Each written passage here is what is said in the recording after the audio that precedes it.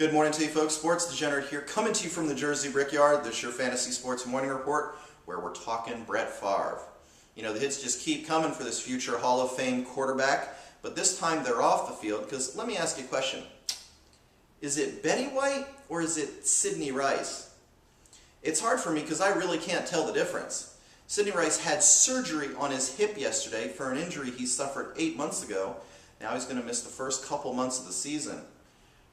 School of hard knocks for Brett Favre.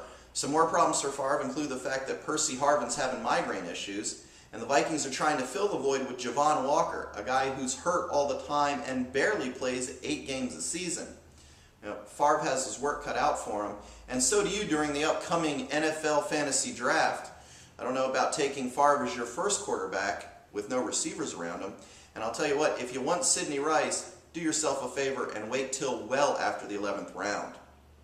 All right, let's move on to the baseball diamonds and a season that's in full swing. And let's talk about a guy who's got some Rocky Mountain high weather stats. That's Atlanta shortstop Alex Gonzalez.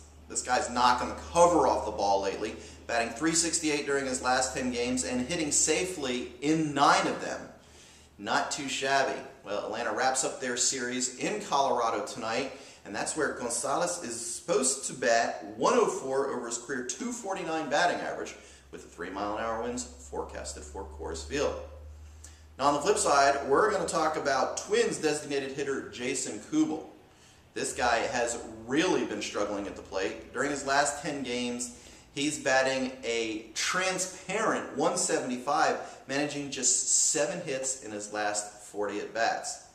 Well, the weather gods are not smiling on him today. He is in Texas to face the Rangers, and that's where Kubel bats .088 under his career .274 batting average, with the 86 degrees forecasted for Ameriquest Field.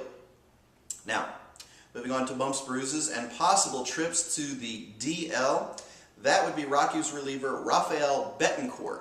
He very well could be headed to the disabled list, but we're not sure yet. Betancourt's dealing with 2 strains, an abdominal strain and a groin strain. Tell you what to do, put him on the bench for right now and just keep an eye on his status. Well, thanks for joining us here for this Fantasy Sports Morning Report, and tune in next time, because you never know when I could be replaced by a very real and talented Betty White.